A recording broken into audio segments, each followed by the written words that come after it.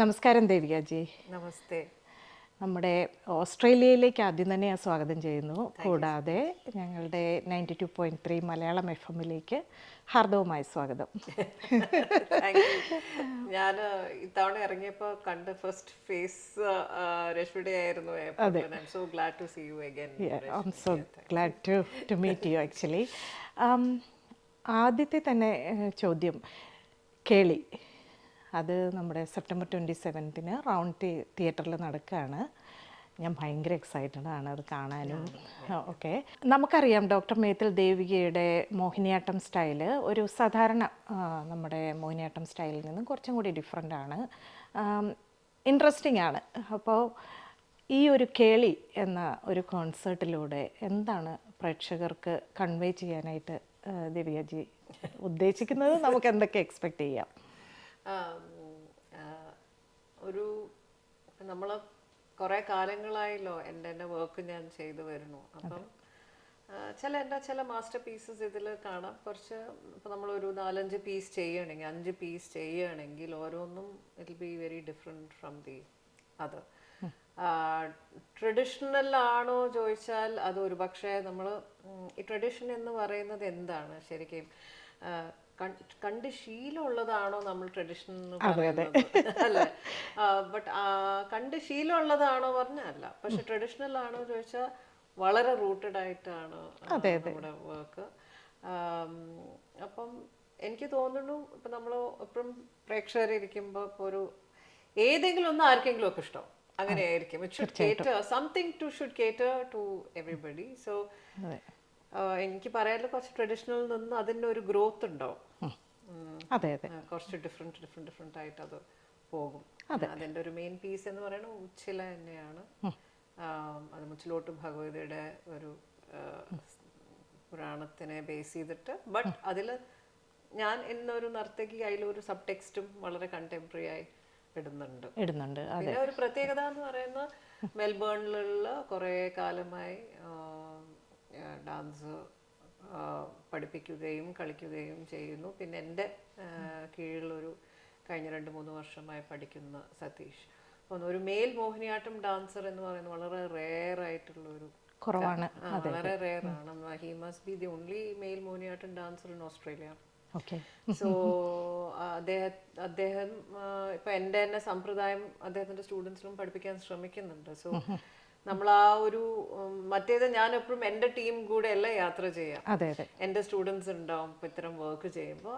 But ഞാൻ അതൊരു Australian Indian collaboration എന്നുള്ള രീതിയിൽ ഞാൻ അദ്ദേഹത്തിൻ്റെയും കൂടെ supporting me in the sense. So അപ്പോൾ തുടക്കം തന്നെ ഒരു ടീം ഇവിടെ ഉണ്ടാവുക എന്ന് പറയുന്നത് ഇറ്റ് ഈസ് എന്താ പറയുക, എന്നെ സംബന്ധിച്ചുള്ളൊരു പ്രിവിലേജാണ്. അതെ, തീർച്ചയായിട്ടും. പുതിയൊരു രാജ്യത്തേക്ക് എന്താണ് മൈഗ്രേറ്റ് ചെയ്യുന്നു.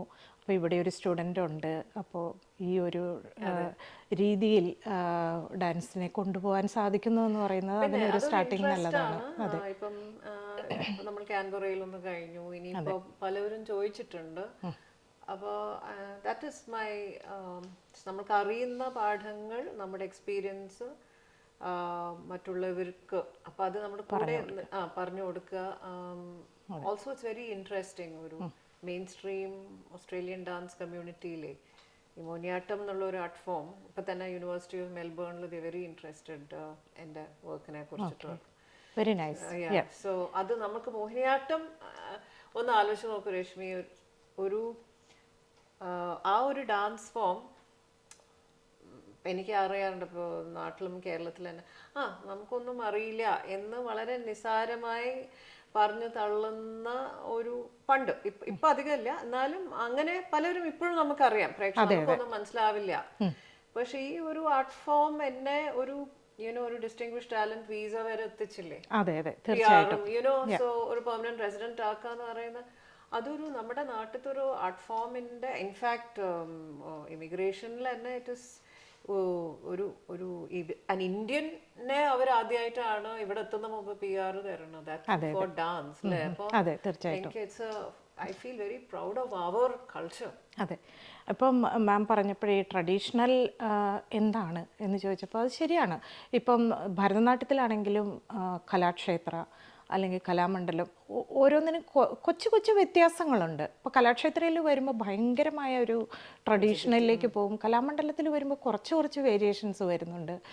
ഇങ്ങനെ ആവാം, അല്ലെങ്കിൽ ഇത്രയ്ക്കും വേണ്ട, ആ ഒരു ഭയങ്കരമായ പെർഫെക്ഷനാണ് കലാക്ഷേത്രം. ഞാൻ കലാമണ്ഡലത്തിൽ പഠിച്ചു, പിന്നീട് കലാക്ഷേത്രയിലേക്ക് ഇപ്പം മാറി. അപ്പം ഞാൻ അതിൻ്റെ വ്യത്യാസം മനസ്സിലാക്കുന്നുണ്ട്. അപ്പോൾ എന്താണ് ഈ ട്രഡീഷണൽ എന്നുള്ളത് നമുക്കറിയില്ല അല്ലേ? എല്ലാവരുടെയും ഇപ്പൊ അങ്ങനെ ഒരു ഗ്ലോബൽ കോൺവെർസേഷൻസ് ഉണ്ട്. ഈവൻ ട്രഡീഷണൽ ഓണേഴ്സ് തന്നെ ഇപ്പം നമ്മളിപ്പോ ഓസ്ട്രേലിയയിൽ തന്നെ നമ്മൾ എന്തിനും ഇപ്പൊ ഇവിടുത്തെ ഇൻഡിജിനസ് ആൾക്കാരോട് ഗ്രാറ്റിറ്റ്യൂഡ് പറയുന്ന പോലെ തന്നെ ഇന്നിപ്പോ നമ്മള് ഇതിന്റെ ട്രഡീഷണൽ ഓണേഴ്സ് ഇപ്പൊ ഭരതനാട്യത്തിന്റെ എന്ന് പറയുമ്പോൾ ഒരു ദേവദാസി സമ്പ്രദായത്തിലുള്ള ആൾക്കാരെ ഇന്ന് പല ഡാൻസേഴ്സും അവരെ റെസ്പെക്ട് കൊടുത്തിട്ടാണ്. പിന്നെ എന്താ വെച്ചാൽ ഒരു പറയുന്ന പോലെ പലവരും പറയുന്നത് ഒരു സാൻസ്ക്രിറ്റൈസ്ഡായി ബ്രാഹ്മിനിക്കായി എന്നൊക്കെ പറയുന്നത്. സോ എന്നാലോട്ട് അത് അങ്ങനെ നമുക്ക് അങ്ങനെയും പറയാൻ പറ്റില്ല. ബിക്കോസ് അമ്പലങ്ങളിൽ അന്ന് ചെയ്ത് അപ്പൊ അവർക്ക് എങ്ങനെ അത് സാധിച്ചു? ദാസികൾ എങ്ങനെ ചെയ്തു? അവർക്ക് ആഗമശാസ്ത്ര പ്രകാരം അങ്ങനെ നിയമമുണ്ട് അവിടെ. അപ്പൊ ആരാഗമശാസ്ത്രവും തന്ത്രവും മതി, അത് വീണ്ടും വേറൊരു സെക്ഷൻ ആൾക്കാരാണ്. സോ നമുക്ക് ഇത് ആരും നമ്മളുടെ ഈ ട്രഡീഷൻ എന്ന് പറയുന്ന ഇന്ന് കാണുന്ന ഇന്ത്യൻ കൾച്ചർ ആർട്ട് ഫോംസ് എന്ന് പറയുന്ന പലതിൻ്റെയും ഒരു കോമ്പിനേഷനും ഒരു കൾമിനേഷനും ആയിട്ടാണ്. Just like just like when we say Hinduism, പലതിൻ്റെയും ഒരു കൾമിനേഷൻ ആയിട്ടല്ലേ ഇവോൾവ് ചെയ്യുന്നുണ്ട്. എന്ത് തന്നെയാണെങ്കിലും അത് ഇവോൾവ് ചെയ്യുന്നുണ്ട് ഓവർ ടൈം. ബിക്കോസ് ഇവോൾവ് ചെയ്യണം, ആക്സസിബിൾ ആവണം, ഇൻക്ലൂസീവ് ആവണം. അതെ അതെ. മാം ഇത് പറഞ്ഞു വന്നപ്പോൾ മാം റിസർച്ച് ഫെലോ ആയിരുന്നു ISROയിൽ. I don't know whether you are still doing it. Researcher ആയിരുന്നു. ഇപ്പോൾ ഞാൻ നവകേരളയുടെ പോസ്റ്റ് ഡോക്ടറൽ ഫെലോ ആണ്. അതെ. അപ്പോൾ അത് ചെയ്യുമ്പോൾ ആർട്സും സയൻസും കൂടിയുള്ള ഒരു കോമ്പിനേഷൻ, അത് ഇപ്പോൾ ഞാൻ ഹയർ എഡ്യൂക്കേഷൻ സെക്ടറിൽ വർക്ക് ചെയ്യുന്ന ഒരു വ്യക്തിയാണ്. അപ്പം ഈ ആർട്സ് ആൻഡ് സയൻസ് എന്ന് പറയുന്ന കോമ്പിനേഷൻ വളരെ പോപ്പുലർ ആവുന്നുണ്ട് ഇവിടെയാണെങ്കിൽ പോലും. അതൊരു 2-way ഇതാണ് അല്ലേ? അതെ. അപ്പോൾ അതിനെക്കുറിച്ച് മാമിൻ്റെ കുറച്ച് ഒരു അനുഭവങ്ങളൊന്ന് പറയാമോ? അത് ചിലപ്പോൾ ഇപ്പോൾ പുതിയതായിട്ട് ഇപ്പോൾ യൂണിവേഴ്സിറ്റിയിലേക്ക് പോകുന്ന സ്റ്റുഡൻസിന്, അതായത് ഇപ്പോൾ ആർട്സ് ആൻഡ് സയൻസ് എടുക്കണമെന്ന് വിചാരിക്കുന്ന സ്റ്റുഡൻസിന് ചിലപ്പോൾ ഉപകാരപ്പെട്ടേക്കും. അതെ. ഇപ്പം നമ്മുടെ നാഷണൽ എഡ്യൂക്കേഷൻ പോളിസി പ്രകാരം നമുക്ക് ഇപ്പം Indian knowledge systems main stream എഡ്യൂക്കേഷനിൽ വന്നിരിക്കണം എന്നാണ് നാഷണൽ എഡ്യൂക്കേഷൻ പോളിസി പ്രകാരം നിയമം. അപ്പം അങ്ങനെ ഒരു ടിപ്പിക്കൽ സയൻസ് സ്റ്റുഡൻറ്റിന് ആർട്സും പഠിക്കാനുള്ള ഒരു ഇത് വേണം. ആൻഡ് ഇത് രണ്ടും ഇൻറ്റഗ്രേറ്റഡ് ആണ്. ഏതോ ഒരു കാലഘട്ടത്തിൽ ഒരു അക്കാഡമിക് പേർപ്പസിൽ മാത്രമാണ് ആർട്ടും സയൻസുമായി ഓർമ്മയുണ്ടോ? Fourth group, first group, second group, first group, then third group, fourth group ആയിരുന്നു commerce, third group sociology. Nobody even wanted social sciences. പക്ഷേ ഇത് ഏറ്റവും കൂടുതൽ ഇന്ന് ഡിമാൻഡ് ഈ സോഷ്യൽ സയൻസസിനാണ്. ഗ്ലോബലി ഭയങ്കര കോൺവെർസേഷൻസ് ഹ്യൂമാനിറ്റീസിന് ഭയങ്കര പ്രോമിനൻസ് ആണ്. അപ്പൊ ഡാൻസ് ഒക്കെ ഹ്യൂമാനിറ്റീസിന്റെ പെർവ്യൂല് വരികയാണ്. അപ്പൊ ഞാൻ തന്നെ post doctoral fellow in the department of സോഷ്യോളജിയാണ് ഇപ്പൊ ചെയ്യുന്നത്. മറ്റേത് ഈ ഡിപ്പാർട്ട്മെന്റ് ഓഫ് ഏവിയോണിക്സും ഹ്യൂമാനിറ്റീസും കൂടെയുള്ള ഒരു ഇത് ഭയങ്കര സാധ്യതയാണ്. അപ്പം നമ്മൾ ആലോചിക്കുമ്പോൾ ഇപ്പം എല്ലാവരും ഒരു ഹ്യൂമൻ കമ്പ്യൂട്ടർ ഇൻട്രാക്ഷനും റോബോട്ടും അതേമാതിരി കമ്പ്യൂട്ടർ എങ്ങനെയാണ് ഒരു മൂവ്മെൻറ്റിന് അബ്സോർബ് ചെയ്യുക, ഐഡൻറ്റിഫൈ ചെയ്യുക, പിന്നെ അത് again they have to again bring it out, reproduce it. അപ്പം അത് കൂടാണ്ട് ഇനിയും ഒരുപാട് പോസിബിലിറ്റീസ് ഉണ്ടല്ലോ. അപ്പോൾ ഞാൻ എന്ന് പറയുന്നപ്പോൾ ഒരു അസ്ട്രോണമിക്കൽ സൈൻ ലാംഗ്വേജ് ഉണ്ടാക്കി. നമ്മുടെ ഏൻഷ്യന്റ് ജെസ്റ്റേഴ്സിന്റെ ഒരു പ്രിൻസിപ്പിൾ എടുത്ത് വേറൊരു പുതിയൊരു ന്യൂസ് ആണ് ഡെവലപ്പ് ചെയ്തു. അപ്പോൾ ഒരു എസ്തെറ്റിക് സ്പേസ് ഫങ്ഷണൽ സയന്റിഫിക് സ്പേസിലേക്ക് പോകുന്നു. അതേപോലെ എഡ്യൂക്കേഷന് നമ്മൾ ഈ നവഗ്രഹങ്ങൾ എന്ന് പറയുന്നത് ആക്ച്വലി അതൊരു ജിയോ സെൻട്രിക് മോഡലായിരുന്നു. എർത്ത് സെന്ററും മറ്റേതെല്ലാം എർത്തിന് ചുറ്റുന്നു എന്നുള്ള. പക്ഷെ ഞാനൊരു ഹീലിയോസെൻട്രിക് മോഡലിൽ ഒരു അഷ്ടഗ്രഹങ്ങളെ ബേസിട്ട് ഒരു വലിയൊരു പ്രോജക്റ്റ് തന്നെ മൂവ്മെന്റ് അപ്പോൾ ഒരു എഡ്യൂക്കേഷൻ ഒരു കുട്ടിക്ക് പ്ലാനറ്ററി സിസ്റ്റംസ് പഠിക്കണം എന്നുണ്ടെങ്കിൽ ത്രൂ മൂവ്മെന്റ്, ഇന്നിപ്പോൾ സ്പേഷ്യൽ ടെമ്പറൽ ലേണിംഗ് ഇഷ്യൂസ് ഉള്ള കുട്ടികൾക്ക് സ്പേഷ്യൽ ടെമ്പറൽ ലേണിംഗ് ഭയങ്കര അത്യാവശ്യമാണ്. അപ്പോൾ ഈ മൊത്തം കോൺസെപ്റ്റ്സ് ഞാൻ സ്പേഷ്യൽ ടെമ്പറൽ ലേണിംഗിൽ ഈ അഷ്ടഗ്രഹങ്ങളും അത് ബനാറസ് ഹിന്ദു യൂണിവേഴ്സിറ്റി അവരുടെ ടോപ്പ് പേപ്പറായിട്ട് അവർ പബ്ലിഷ് ചെയ്തു. Very good. അപ്പോൾ പിന്നെ ഞാൻ ചെയ്ത കമ്മ്യൂണിറ്റി സ്പേസിലേക്ക് ഇത് വരുന്നത്, which is the deaf. So ഒരു എസ്തെറ്റിക് സ്പേസ് എങ്ങനെയാണ് മറ്റുള്ള ഏരിയയിലേക്ക് നമ്മൾ ഇതിന്റെ കണ്ടന്റ്, ചിലപ്പോൾ ഒരു ഫങ്ഷണൽ സ്പേസ് വരുമ്പോൾ എസ്തെറ്റിക്സ് ഉണ്ടാവില്ല. ബട്ട് ഹ്യൂമൻ കമ്പ്യൂട്ടർ ഇന്ററാക്ഷൻ അവർക്ക് പൊസിഷനിങ്ങും exactness it is easy, precision കുറെ കൂടെ അവർ എടുക്കും. അതെ അതെ. ഈ നവഗ്രഹങ്ങളിൽ നിന്ന് അഷ്ടഗ്രഹങ്ങളുടെ അപ്പോൾ ആ ഒരു സയന്റിഫിക് റീസൺ എങ്ങനെയാണ് മാം അത് എസ്റ്റാബ്ലിഷ് ചെയ്തത്? എവറി പ്ലാനറ്റിന്റെ ഓരോ ഫീച്ചേഴ്സ് അത് നമ്മൾ നാസ നോക്കി അത് റെഫർ ചെയ്ത് എന്താണ് ഓരോ പ്ലാനറ്റ്സിന്റെ basic features, like its position from the earth, the angle in which it is moving, the terrain എന്താണ്, അറ്റ്മോസ്ഫിയർ എന്താണ്, സോ ആൻഡ് സാറ്റലൈറ്റ്സ് എത്രയുണ്ട്. These are the basic information നമ്മൾ ശരിക്കും എഡ്യൂക്കേഷൻ ഇൻസ്റ്റിറ്റ്യൂഷനിൽ പിള്ളേർ പഠിക്കുന്നത്. It becomes very confusing for them. പക്ഷെ ഞാൻ അതിനെ സാൻസ്ക്രിറ്റ് ശ്ലോകാസ് ആക്കി മാറ്റി അതിൻ്റെ ഒരു ഹാൻഡ് ജെസ്റ്റർ ലാംഗ്വേജ്, അതായത് ഇന്ത്യൻ സൈൻ ലാംഗ്വേജും നമ്മുടെ ഇന്ത്യൻ സൈൻ ലാംഗ്വേജിനെക്കാട്ടിലും ഒരു പ്ലാനറ്റ്സിൻ്റെ തന്നെ സൈൻ ലാംഗ്വേജ് ഉണ്ടാക്കി, സോ ദാറ്റ് നാളെ ഇപ്പോൾ ഈ കുട്ടികൾ they will also enter astronomy. If they are deaf, they can enter astronomy. So they use these. അപ്പോൾ astronomical sign languageന്റെ ഒരു ഗുണം എന്താണെന്ന് വെച്ചാൽ അവർക്ക് അവിടെ ഇന്ററാക്ട് ചെയ്യാൻ പറ്റും, കോൺസെപ്റ്റ്സ് പെട്ടെന്ന് മനസ്സിലാക്കാൻ പറ്റും. So this is all just very very nascent stage. It so much has to be developed. I know. So I feel more and more mainstream artists ഇവിടെ ആവശ്യമുണ്ട്. പൊതുവെ ഇത്തരം വർക്ക് മെയിൻസ്ട്രീം ആർട്ടിസ്റ്റ് ചെയ്യില്ല. They are all concentrating on the stage. Mainstream artist വരുമ്പോൾ എനിക്ക് തോന്നുന്നു ഭയങ്കര വ്യത്യാസം ഉണ്ടാവും. തീർച്ചയായിട്ടും. Very nice to hear. ഒരു പ്രശ്നം കൂടെ ഉണ്ട്. ഓക്കേ, പറയൂ. You will be it is interesting. Also ഇപ്പം ഒരു ആർട്ടിസ്റ്റ് ഒരു സയൻസ് മേഖലയിൽ പോകുമ്പോൾ അവിടെയുള്ള ചില അവർക്ക് ഇത്രത്തോളം ആർട്ട് എല്ലാവരുടെയും വിചാരം എല്ലാം അവർക്ക് ഡാൻസ് അറിയും. ജനറൽ ആൾക്കാർക്ക് പലവരും ഇപ്പോൾ ഒരു ആർട്ട് അപ്രീഷിയേറ്റ് ചെയ്യണമെങ്കിൽ അവർ പറയാം, അവർ വിചാരിക്കും അവർക്ക് എല്ലാം അറിയുന്നുള്ളൂ. ബട്ട് ആക്ച്വലി അവർക്ക് ഇനിയും അറിയാനുണ്ട്. സോ വാട്ട് ഹാപ്പൻസ് ഇസ് നമ്മൾ ആസ് എൻ ആർട്ടിസ്റ്റ് ചിലതൊക്കെ അവരോട് പറഞ്ഞ് മനസ്സിലാക്കാൻ ഭയങ്കര ബുദ്ധിമുട്ടാണ്.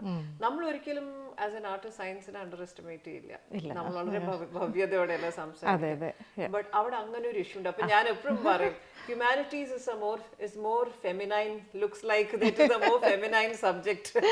അതെ അതെ, തീർച്ചയായിട്ടും.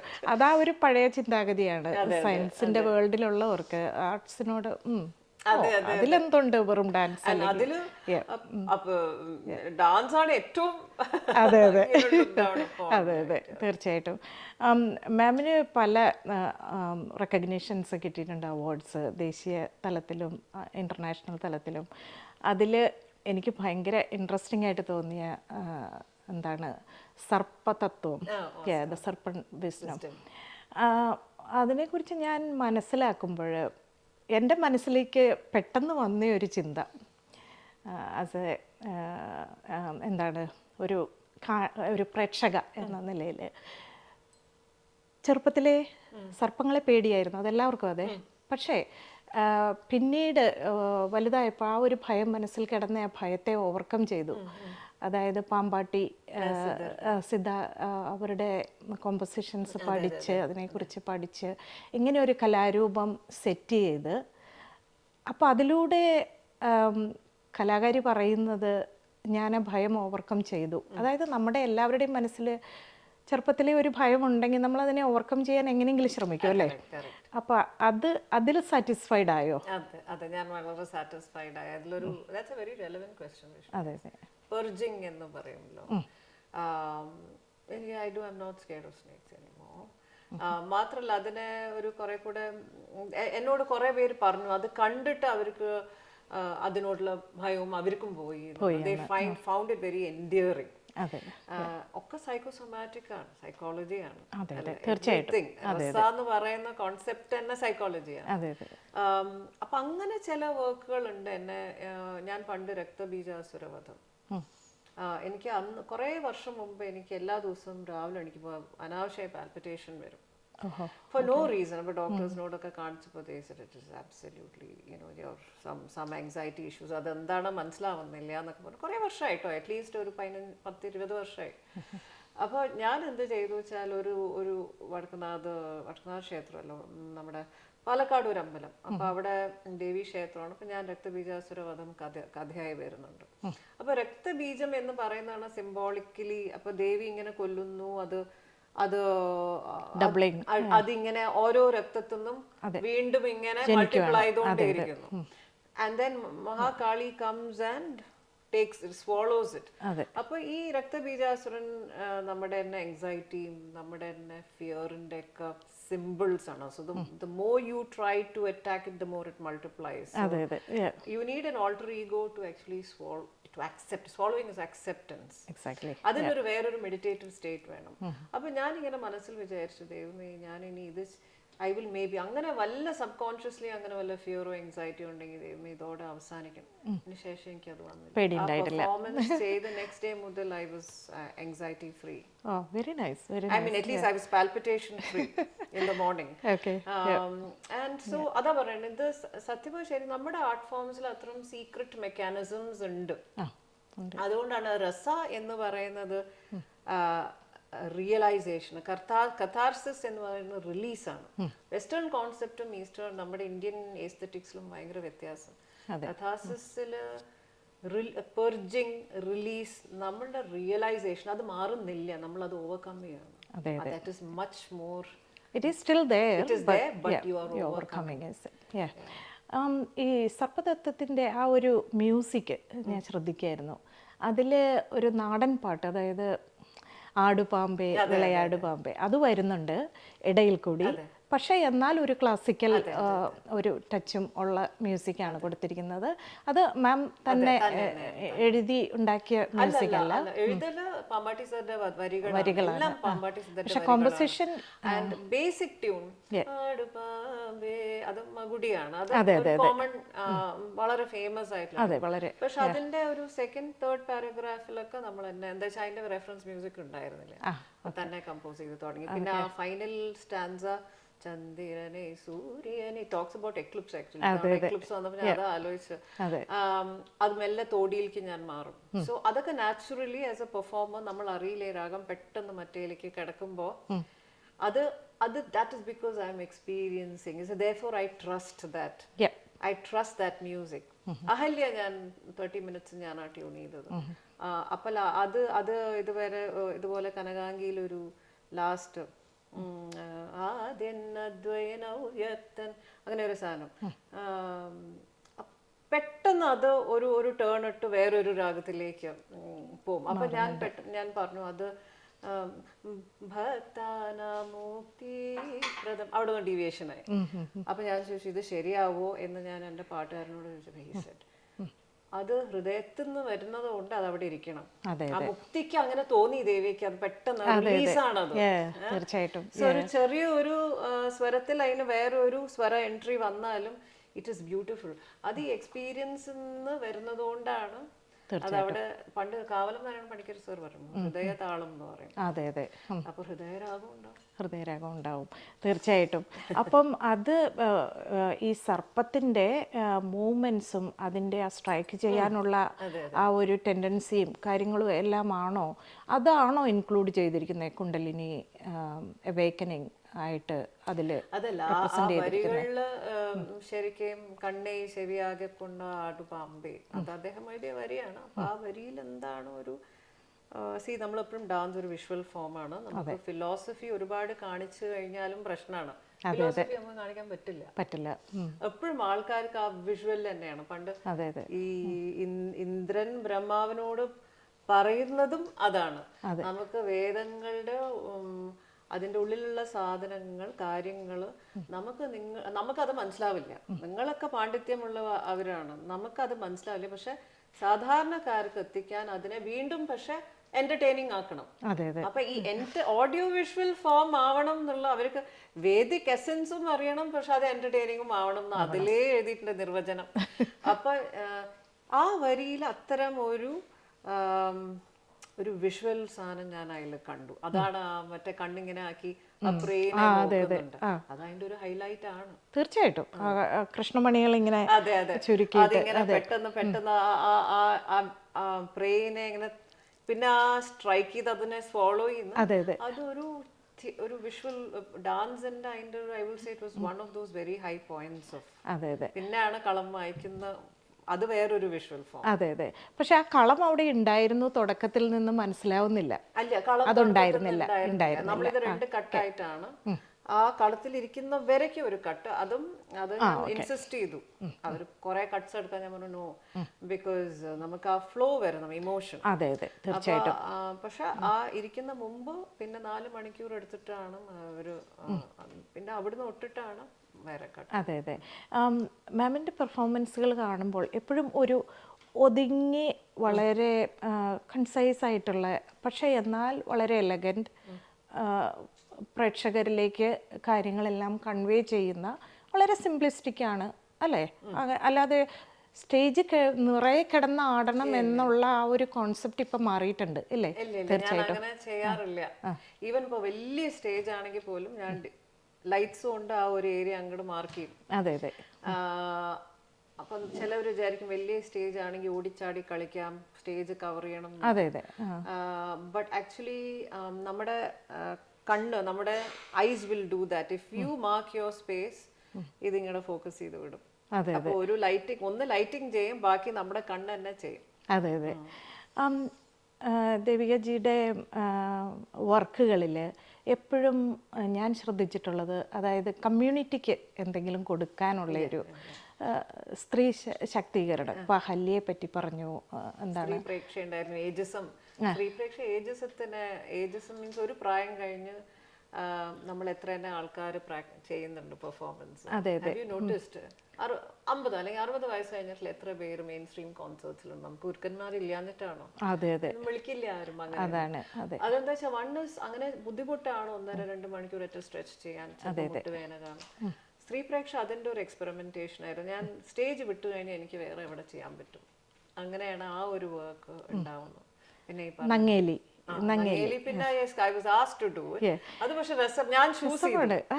പക്ഷെ അതില് ഫോക്ക് ആണല്ലേ, ഫോക്കിലാണ് ചെയ്തിരിക്കുന്നത്. വളരെ ഭംഗിയായിട്ടുണ്ട്. നങ്ങേലി കാണുമ്പോൾ എൻ്റെ മനസ്സിലേക്ക് വന്ന അതിലൊരു വരിയുണ്ട് അല്ലേ, കൈരളിക്ക് കണ്ണകി തീയിൽ കുരുത്ത നങ്ങേലി. അപ്പൊ അത് നങ്ങേലി എന്ന കഥാപാത്രത്തിന്റെ ആ ഒരു സ്ട്രെങ്ത് ആണ് അതിൽ കാണിക്കുന്നത് അല്ലേ. പക്ഷേ എന്തുകൊണ്ടോ ഒരു പ്രേക്ഷക എന്ന നിലയിൽ, ഒരു ആസ്വാദക എന്ന നിലയിൽ അതിൻ്റെ അവസാന ഭാഗത്ത് എത്തിയപ്പോൾ എന്നിൽ സ്ട്രൈക്ക് ചെയ്ത ഒരു കാര്യം, I know you are not the director there, Surya Krishna, എനിക്ക് തോന്നിയ ഒരു കാര്യം, നങ്ങേലി സ്വന്തം മുലകൾ വെട്ടി സമർപ്പിക്കുകയാണ്. ആ ദേഷ്യവും വിദ്വേഷവും എല്ലാം അവിടെ തീർക്കുകയാണ് അവൾ. പക്ഷെ അവൾ അതിനുശേഷം അവൾ മരിച്ചു പോകുന്നു. പക്ഷെ എന്തുകൊണ്ട് സ്ത്രീ ശാക്തീകരണമാണ് ഉദ്ദേശമെങ്കിൽ എന്തുകൊണ്ട് അവളെ ഒരു സ്ട്രോങ് ക്യാരക്ടറാക്കി, എനിക്കറിയാം അവളുടെ സമുദായം വളരെ താഴെ നിലയിലാണ്, അവൾ അതിനെ അക്സെപ്റ്റ് ചെയ്ത് ആ മരണത്തിലേക്ക് പോവാതെ ഒരു സ്ട്രോങ് ക്യാരക്ടറായിട്ട് നിന്ന് മറ്റുള്ളവരെ എല്ലാം കൂട്ടിയിട്ട്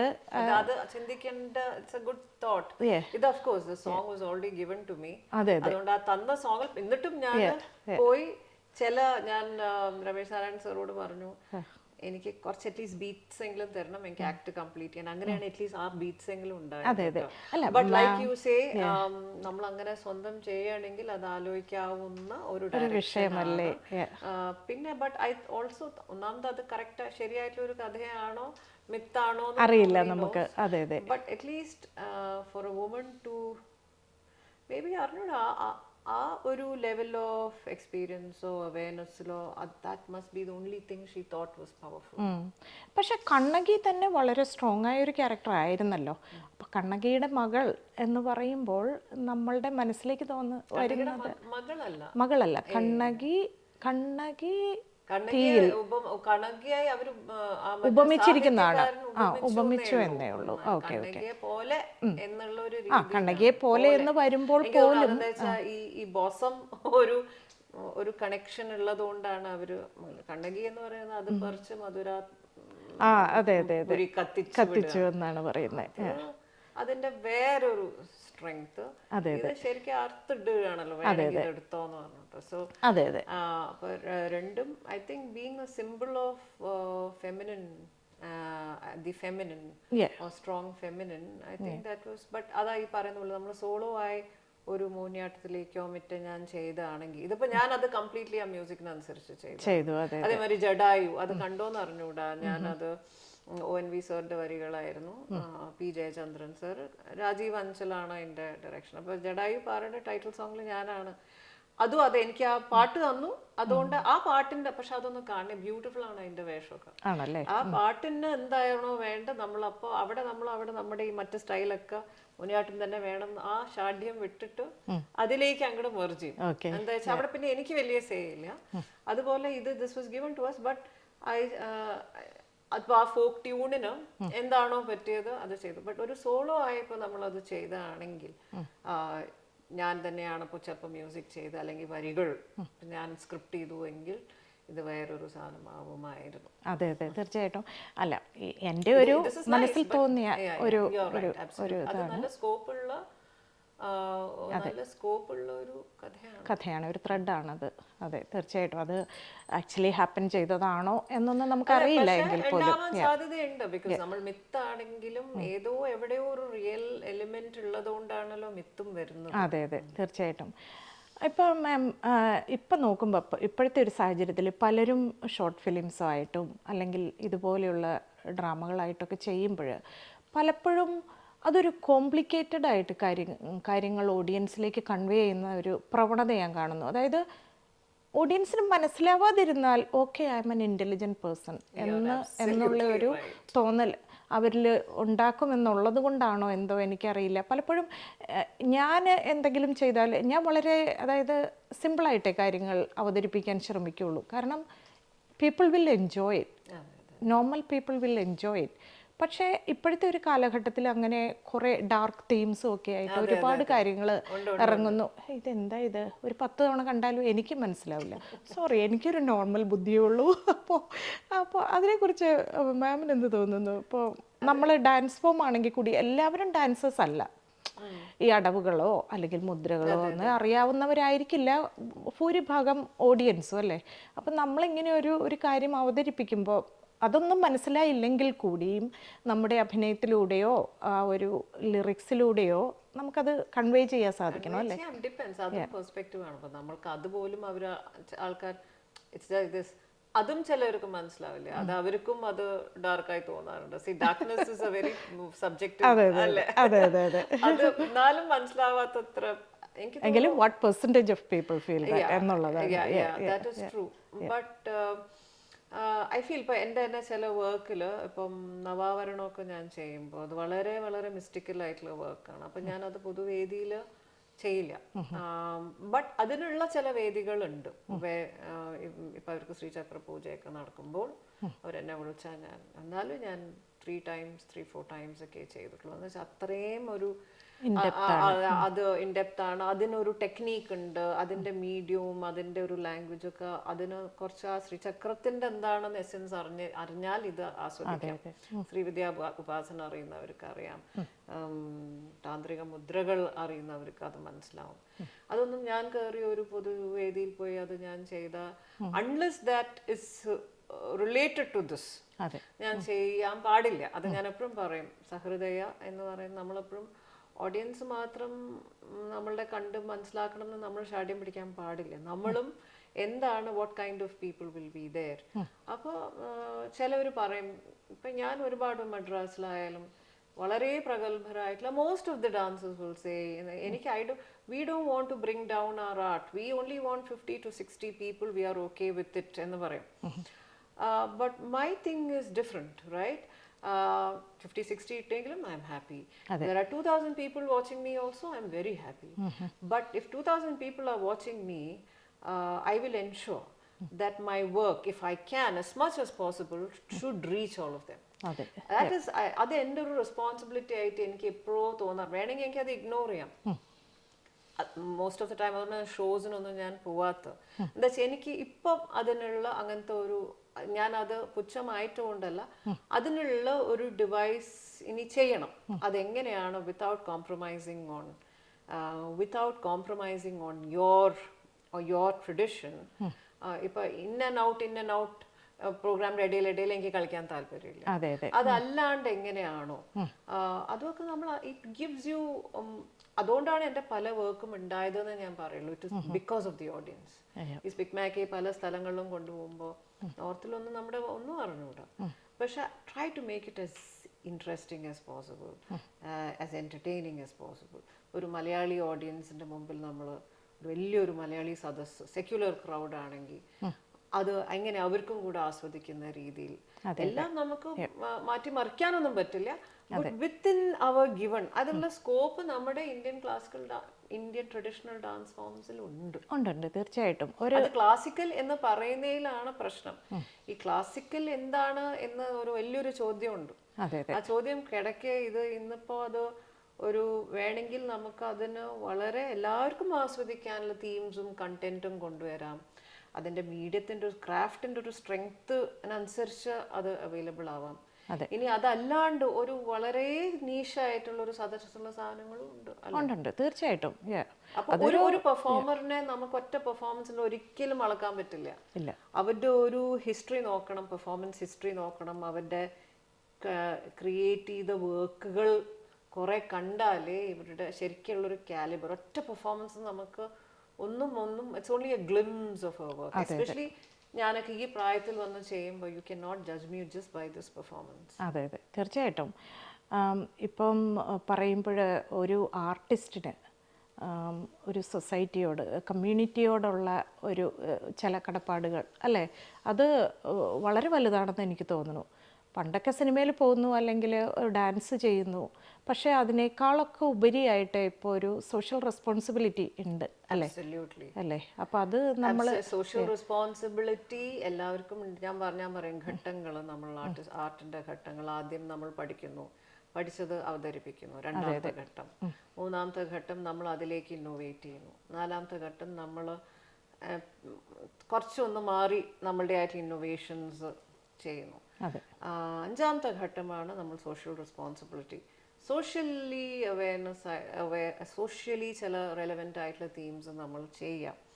ഇപ്പൊ ഞാൻ ആറാമത്തെ ഘട്ടത്തിലാണ്. ഇതൊന്നും അല്ലാണ്ട് എന്താണ് ഒരു സ്ഥലത്ത് പോകണു, അവിടെ ആ സ്ഥലം തരുന്ന ഒരു പ്രചോദനം, ആ ഒരു ടെറൈൻ തരുന്ന ഒരു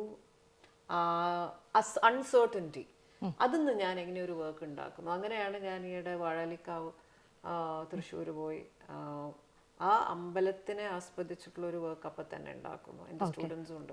അമ്പലം എന്ന് പറയുമ്പോൾ ഒരുപാട് ചാലഞ്ചസ് ഉണ്ട്, അറിയാലോ. പക്ഷെ രസമാണ്. നമ്മളത് യെസ് നമ്മളത് കൺഫേം ചെയ്യണം. ഒരിക്കലും നമ്മൾ ഡിബേറ്റ് ചെയ്യില്ല. അവർക്ക് എന്താണോ സൗകര്യം. അപ്പം ഞാൻ പറയും ഈ സ്പേസിൽ കളിക്കട്ടെ, അയ്യോ അത് പറ്റില്ല, നിങ്ങൾ അവിടെ വേണമെങ്കിൽ കളിച്ചോളൂ, ഓക്കെ.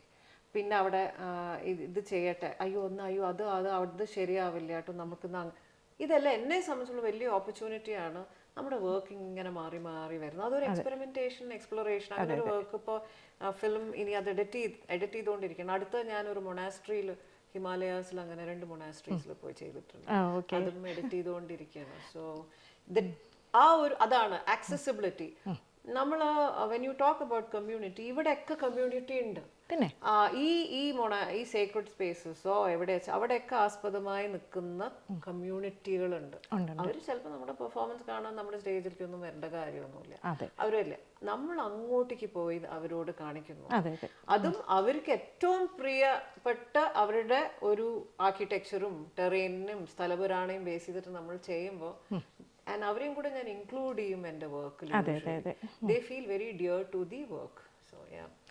ഇപ്പം അക്സസിബിലിറ്റി, ഇൻക്ലൂസീവ്നെസ് ഇതിനെക്കുറിച്ചൊക്കെ പറയുമ്പോഴും ഇവിടെ എല്ലാ ഓർഗനൈസേഷനുകളിലും അത് ഇംപ്ലിമെൻ്റ് ചെയ്തിട്ടുള്ളൊരു കാര്യമാണ്. നാട്ടിലും അതെ എന്നാണ് എൻ്റെ വിശ്വാസം. ഇപ്പം മാം ചെയ്ത ദ ക്രോസ് ഓവർ, ആ ഒരു വർക്ക് സൈൻ ലാംഗ്വേജും നമ്മുടെ അടവുകളും കൂടി ഇൻകോപ്പറേറ്റ് ചെയ്ത് അല്ലേ, കോമ്പിനേഷൻ ഓഫ് സൈൻ ലാംഗ്വേജ്, നമ്മുടെ ഹസ്തലക്ഷണ ദീപികയുടെ മുദ്രകൾ, നമ്മുടെ ആയിട്ടുള്ള ആ കഥകളി കൂടിയാട്ടം മോഹിനിയാട്ടം മുദ്രകളല്ലേ, അതും കൂടെ ഇൻകോപ്പറേറ്റ്. അപ്പോൾ ആക്ച്വലി സൈൻ ലാംഗ്വേജ് എന്ന് പറയുന്നത് ഞാൻ ജസ്റ്റ് അവരിലേക്ക് കമ്മ്യൂണിക്കേറ്റ് ചെയ്യാൻ വേണ്ടി എടുക്കുന്ന ഒരു മീഡിയം മാത്രം. പക്ഷെ ഫൈനലി എന്താ നടക്കുന്നത് വെച്ചാൽ അവരെ ഇങ്ങോട്ടേക്കാണ് ഞാൻ കൊണ്ടുവരുന്നത്. പക്ഷെ അതിന് ഞാൻ അങ്ങോട്ടേക്ക് പോകുന്നേ ഉള്ളൂ. മറ്റേത് അവർക്ക് മനസ്സിലാവില്ല. നമ്മൾക്കൊക്കെ പാട്ട് മാറുമ്പോൾ മനസ്സിലാവും, അവർക്കൊന്നും കേൾക്കുന്നില്ല. അപ്പൊ ഞാൻ ആ കഥയുടെ ആ സന്ധികൾ വരുമ്പോൾ ഞാൻ പതുക്കെ അവരുടെ ലാംഗ്വേജ് ഉപയോഗിച്ചിട്ട് ബാക്കി അതിന്റെ ഇലാബറേഷൻ നമ്മുടെ ലാംഗ്വേജ് അവർക്ക് ഭയങ്കര അവർ അതാ പറയുന്നത്, in A few moments you will find that transition. അതായത് മ്യൂസിക് മാറുമ്പോൾ മാത്രം സൈൻ ലാംഗ്വേജസ് അല്ലെങ്കിൽ ഒരു ട്രാൻസിഷൻ ഉണ്ട്. ഇപ്പൊ ഞാൻ ഇതിൽ എന്താ ചെയ്തിരിക്കുന്നത്, ആദ്യം ഞാൻ അതിനെ കുറിച്ച് അവരുടെ ലാംഗ്വേജിൽ എക്സ്പ്ലെയിൻ ചെയ്യാം. യു വോണ്ട് ബിലീവ് ഇറ്റ്, ഞാൻ പഠിച്ചിട്ടില്ല. പക്ഷെ എനിക്കൊരു സർട്ടിഫൈഡ് ആയിട്ടുള്ള ഒരു എക്സ്പേർട്ട് ഒന്നുമില്ല. അതിന്റെ ആവശ്യവുമില്ല. നമുക്ക് ഒരു ഭാഷ പഠിക്കാൻ സർട്ടിഫിക്കറ്റിന്റെ ആവശ്യമില്ല. അവരുടെ ഞാൻ വിചാരിച്ചു ആ കഥയൊന്ന് ആദ്യം അവരുടെ കംപ്ലീറ്റ്ലി അവരുടെ ഇതിലൊന്ന് പറഞ്ഞാലോ എന്നുള്ളത്. അപ്പോൾ ഞാൻ മുമ്പ് അങ്ങനെ അവരോട് സംസാരിച്ചിട്ടില്ല. അപ്പോൾ ആദ്യമായിട്ടാണ് അവർ മുന്നിലിരിക്കുമ്പോൾ ഞാൻ കഥ പറയണം. അപ്പോൾ എനിക്ക് അറിഞ്ഞൂടാ, ഞാൻ ചെയ്യുന്ന പേസും കൂടെ അവരുടെ ആയാലും അവർക്ക് മനസ്സിലായിക്കോളണം ഞാൻ ചെയ്യുന്ന കറക്റ്റ് ആണോ എന്ന് എനിക്ക് അറിഞ്ഞൂടാ. അത് വലിയൊരു ടെൻഷനാണ്. തീർച്ചയായിട്ടും it's A totally different language for me. പക്ഷെ ഞാൻ അത് ഇത്രയും ഭയങ്കര സ്ട്രെസ്ഡ് ആയിരുന്നു അതിൽ. ഞാൻ ആദ്യം ഇങ്ങനെ കഥ പറഞ്ഞു തുടങ്ങി.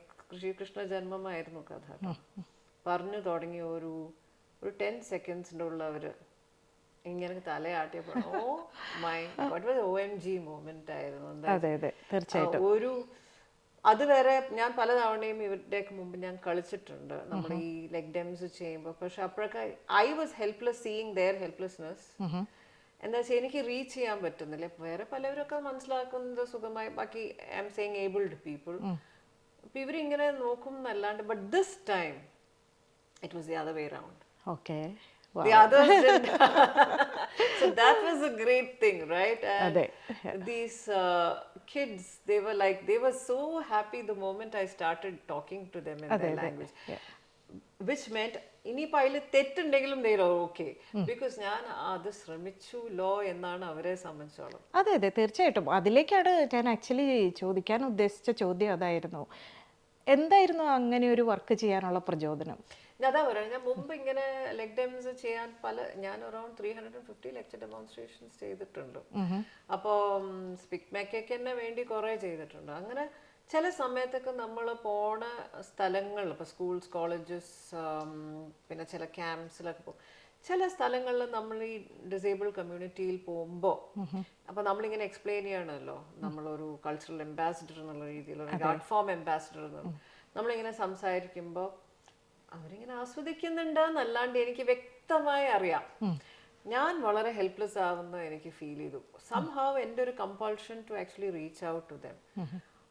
അപ്പം തന്നെ ഞാൻ ആലോചിച്ചു. അപ്പം ഞാൻ ഈ പോണ സമയത്തൊക്കെ അവരുടെ സൈൻ ലാംഗ്വേജ് വെച്ചിട്ടുള്ള ഇങ്ങനെ ഡാൻസസ് ഒക്കെ ചെയ്യുന്നത് ഞാൻ കാണാറുണ്ട്, ജസ്റ്റ് ഇങ്ങനെ നോർമൽ ഫിലിം സോങ്സിലൊക്കെ. അപ്പോൾ എനിക്ക് മനസ്സിലായതോ ഇവർക്ക് ഉണ്ടല്ലോ, ഇപ്പം നമ്മൾ ദൂരദർശനിലൊക്കെ കണ്ടിട്ടുണ്ട്. അപ്പോഴേ ഞാൻ വിചാരിച്ചതാണ് ഇത് നമ്മൾ പഠിക്കേണ്ട താമസമല്ലേ ഉള്ളൂ. അപ്പൊ നമ്മൾ പഠിക്കുമ്പോഴേക്കും അവർ ഏബിൾഡ് ആയി. അതുവരെ ഡിസേബിൾഡ് നമ്മളായിരുന്നു. അപ്പോൾ it was such A simple process. അപ്പൊ ഇന്ന് ഞാൻ അത് ആ ക്രോസ് ഓവറിന് ശേഷം ഡെഫ് കമ്മ്യൂണിറ്റി മുമ്പിൽ കളിച്ചിട്ടുണ്ട് കേട്ടോ. എൻ്റെ ചില വർക്കൊക്കെ അവരുടെ കൊണ്ടുപോകുമ്പോൾ ഇന്നിപ്പോൾ ഇറ്റ്സ് വെരി ഈസി. എനിക്ക് ഇമ്മീഡിയറ്റ്ലി ഇതിനെ മാറ്റാൻ പറ്റുന്നുണ്ട്. I am able to tweak my work. So അതൊരു I think it's a big blessing. I know, and I can't wait to watch that work as well. I would say that is a must watch for not even for everybody, for the disabled, deaf and hard of hearing community, for the abled community more. Because it's more an education for them as to how you make your art inclusive. And for Indian classical dancers, irrespective of style, and that's നമ്മുടെ already നമ്മൾ language of gestures ആണ്. അപ്പൊ നമ്മളെ സംബന്ധിച്ച് it's very easy to get across. അല്ലേ? തീർച്ചയായിട്ടും. അതെ. ഇനി എന്തൊക്കെയാണ് മാമിന്റെ ഫ്യൂച്ചർ വർക്കുകൾ? എന്തൊക്കെയാണ് ഇൻട്രസ്റ്റ് എഴുതണം, റൈറ്റ്? അത് that is something that is നമ്മൾ ട്രഡീഷൻ തൊട്ടിട്ട് ഇൻക്ലൂസിവിറ്റി വരെ വരുന്ന ആ യാത്രയുണ്ടല്ലോ, and how I did it myself. അതും അപ്പം പിന്നെ ഈ പറയുന്ന പോലെ കുറെ ടേംസ് ഡീമിസ്റ്റിഫൈ ചെയ്യുന്ന, കോമൺ ആയി ആൾക്കാർ ഉപയോഗിക്കുന്ന ചില ടേംസ് അത് വെറുതെ ഉപയോഗിക്കും. പക്ഷെ അവർക്ക് ആക്ച്വലി അതിൻ്റെ ഒരു എസെൻസ്, ഇപ്പം ലാസ്യം എന്ന് പറയുന്നത് തന്നെ എന്താണ് എന്നുള്ള ശരിക്കും അറിയാഞ്ഞിട്ട് തന്നെ പറയുന്നവരുണ്ട്. അപ്പം അങ്ങനെ കുറേ സാധനങ്ങളൊന്ന് ഡീബങ്ക് ചെയ്ത്, ബട്ട് ഫൈനലി ഇതിൽ ഒരു വളരെ ടെക്നിക്കലായിട്ടും ഉണ്ടാവും, അറ്റ് ദ സെയിം ടൈം എൻ്റെ ചില എക്സ്പീരിയൻഷ്യൽ അനക്ഡോട്ട്സ് അതിൽ. ഇപ്പം എനിക്ക് എൻ്റെ തന്നെ ഇപ്പം 5 ഇനി ഡോക്യുമെന്റഡ് വർക്ക് ഇനിയും റിലീസ് ചെയ്തിട്ടില്ല. ഞാൻ ചെയ്ത ഡോക്യുമെന്റേഷൻ ഡാൻസിൻ്റെ, അതൊക്കെ ഇനി പതുക്കെ റിലീസ് ചെയ്യണം. So that is there. ഇനി എനിക്ക് അടുത്ത എൻ്റെ ശ്രീചക്രം ഡോക്യുമെന്റ് ചെയ്യണം. That is my next. Definitely. അപ്പോൾ ഇൻ ദ നിയർ ഫ്യൂച്ചർ മാമിൻ്റെ ഒരുപാട് ഇൻട്രസ്റ്റിംഗ് ആയിട്ടുള്ള വർക്കുകൾക്കായിട്ട് ഞങ്ങൾ പ്രതീക്ഷയോടെ കാത്തിരിക്കുന്നു. അപ്പോൾ ഇന്ന് ഇത്രയും സമയം ഞങ്ങൾക്ക് വേണ്ടി സ്പെൻഡ് ചെയ്തതിന് ദേവികാജിക്ക് ഒരുപാട് നന്ദി. Thank you. I'm so, it was so glad, Rashmi, you took this interview, and extremely thankful for the warm welcome offered by KHSM right from my entry into Melbourne. And it was very nice and kind of you. Thank you so much. Thank you. I'm looking forward, and I hope it becomes a successful program. Sure it will. Thank you. Yeah.